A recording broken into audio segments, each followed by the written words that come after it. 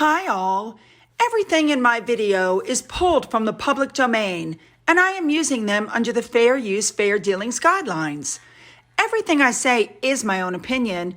You should look into this information for yourselves, but I'm pretty sure I'm right. Morning, everybody! I wonder how everybody's feeling today. Hopefully good. Hopefully good. All right, this is going to be a much shorter than usual video, but and by the way, at the very end, I have an update about this whole thing that's going on with YouTube. So make sure you stick by and watch that, okay? All right, let's jump in and get there, shall we? Let's go. We're starting off this morning. The Battle of Britain Memorial hosted a visitor on Wednesday. The Duke of Kent toured the site, and he was introduced to trustees, staff members, and volunteers. Very nice. Next up, Princess Beatrice attended a charity dinner for Street Child UK in London. They're saying that she was wearing her black self-portrait dress, very trendy among all the royal women, and she wore it for the very first time at Queen Elizabeth's funeral. Moving on to Camilla, Queen Consort Camilla is going to attend a very special teddy bear picnic at Barnados Nursery, and it's there that she's going to deliver all the Paddington Bears and the other cuddly toys that were left outside as tributes to Queen Elizabeth. As you can see, the bears were taken to Buckingham Palace and also to Clarence House. As you can see, the bears have been relaxing in front of the fire, keeping warm and dry. They let themselves into the library to do just a little bit of light reading, and they've basically just been soaking up the atmosphere in the palace while they're waiting to go to their forever homes. Now, bears being bears, it was inevitable they were going to get into just a little bit of trouble, sliding down the banisters at the palace, keeping everybody on their toes while they're waiting to get to their new homes. Very nice. All right, moving on. Princess Anne and Sir Timothy Lawrence went to visit the Liberation Memorial this morning. The memorial is located in Stanley, and Anne and Tim met with members of the UK Parliament, Falkland Islands, APPG, who were currently visiting the Falkland Islands. After that, of course, it was time to lay the wreath. That looks like I'd never seen this memorial before. I know that sounds crazy, but yeah, I've never seen this before. Looks like a really beautiful memorial. Look at all the names etched on it. Anyway, here's a little video for you.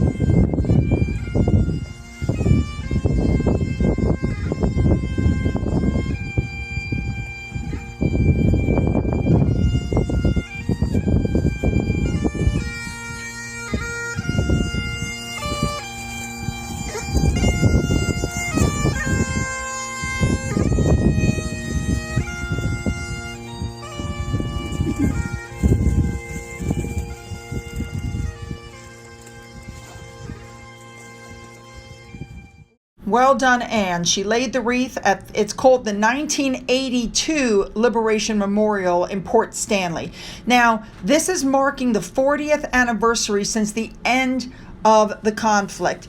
Now, Anne and Sir Tim Lawrence are currently undertaking a 6-day visit to the Falkland Islands. So it was very well attended with locals, military, tourists. The visiting 1982 veterans were there, looks like, according to them, they've had 40 years of peace and freedom. Very nice. This picture really got me. This is called Boot Hill. People leave a shoe or a boot to remember those who were injured or killed by the landmines. Very touching.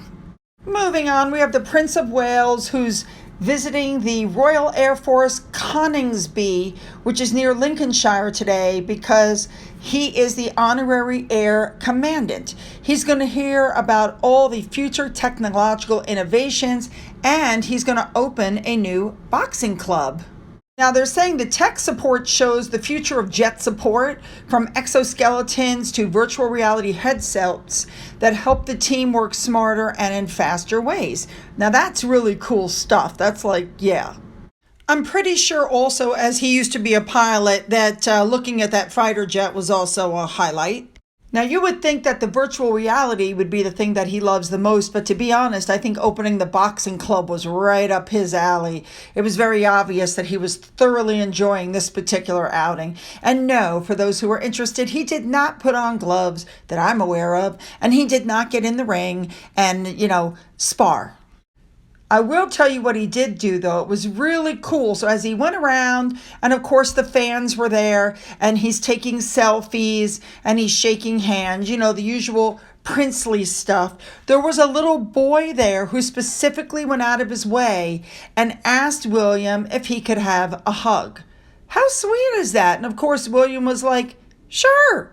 And he hugged on the children. I think William is just as good with the kids as Catherine is. All right, moving on. All right, we're going to cover Catherine's mom, Carol Middleton. So we know that when Catherine turned 5, Carol Middleton went to get some stuff for a birthday party, and she couldn't find what she wanted, and she realized that there was a niche. So she opened this business, Party Pieces, and she's a self-made millionaire. I love that. She and her husband, self-made millionaire. So anyway, there's this big story out now because she launched a reward system so you can earn points from shopping. I'm not sure what the big deal is about that. Almost every company in the United States does that, but for some reason it made the big news. Yeah, whatever. All right, moving on. All right, this came from Twitter, and I just had to cover it. Yes, last month, Tyler Perry gave an interview, and he promoted Harry and Meghan's love story. Now he's on TV trying to make her look like Saint Meghan. Then at the Baby and Baby, he gave this we all know it's a bullcrap story about her personally during the Platinum Jubilee going store to store looking for baby formula. But interestingly enough, in the last 11 months, it's been reported that Tyler Perry released 3 films with Netflix. I really, really wonder if he realizes that all this PR push that he's doing for Netflix and for Harry and Meghan is dragging him down and making him look like a big fat liar.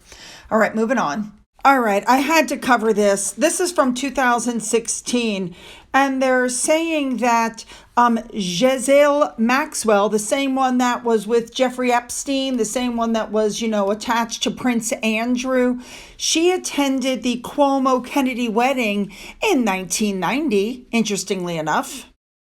The article says, she's supposed to be a great advocate for human rights, but former employees have said that they've never met somebody who cares so little for the people who work for her, that she treats them badly, she's belittling, she embarrasses them in front of others. Wow, who does that sound like?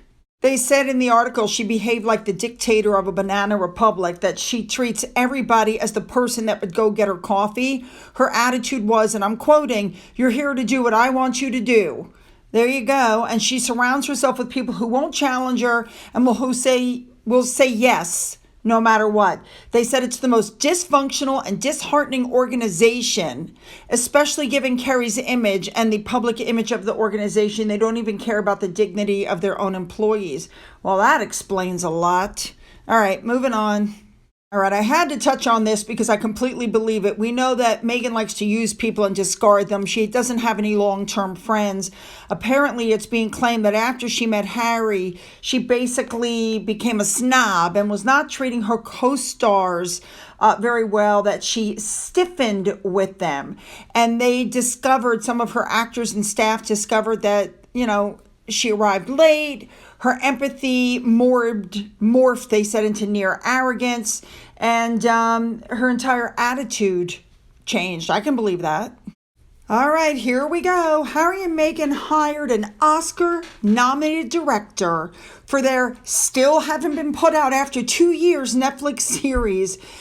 Before they had a falling out and she left. They apparently used Garrett Bradley, which is the director of the critically acclaimed Netflix series about tennis prodigy Naomi Osaka, but they clashed with her. There were apparently some quote-unquote sticky moments with them, and Garrett left the project. Now, Harry and Meghan's own production company captured as much footage as they could before Liz Garbus was hired. We've seen the photos, the cameras following them around everywhere. It's ridiculous. So now that it's in the hands of this other director, they're already starting to distance themselves by saying that the left-leaning filmmaker, Liz Garbus. So it may not be exactly the way we want it. Yeah, they're trying to distance themselves over it. She has control over the documentary. I just don't know what to say. We all know that the majority of the stuff that they're going to show, we've all seen the Netflix, the New York trip. This is all old stuff. By the time they put this crap together and put it out, it's going to be so old, nobody's interested in even looking at it. I'm not. All right, guys, I wanted to give you a quick update on the whole YouTube thing. And as you can see, this is what I wrote to YouTube on Twitter. You know, these things weren't in there. You know, it's been reviewed by a person. Could you please explain what's going on? So as you can see, they said link the URL and we'll take a look and see what's going on. So I did. And this was the response that I then got. And as you can see, we've re-reviewed it. It's fully monetized. Thank you for your patience, etc., etc. Well, here was my response to that. As you can see, I put, I hope you look at the person reviewing my videos and ask them why they didn't do their job properly, because this has happened several times. If it's being reviewed for things that are not there, something is fishy that they're not being given the green light. Thank you. And this was YouTube's response. We're actively making improvements based on creators' input. Share your thoughts by tapping the profile picture, send feedback, and this will help us know things that we need to work on further. How about just getting your employees to do their jobs properly? That's my thoughts. All right, you guys. Make sure to leave those comments below. Now, double check and make sure you're still subscribed if you've already hit the button. If you haven't hit the button, then go ahead and hit the button. Please go up into the description box and make sure that you have the links to my Twitter, Getter, Rumble. Make sure you have my email, okay? And of course, the link to my Patreon account, just in case something should happen to my account. For those of you who've donated to my coffee fund and through the thanks button, thank you so much. I'll talk to you guys on Monday. Remember, no video on Sunday. And as always, you guys, have a great day.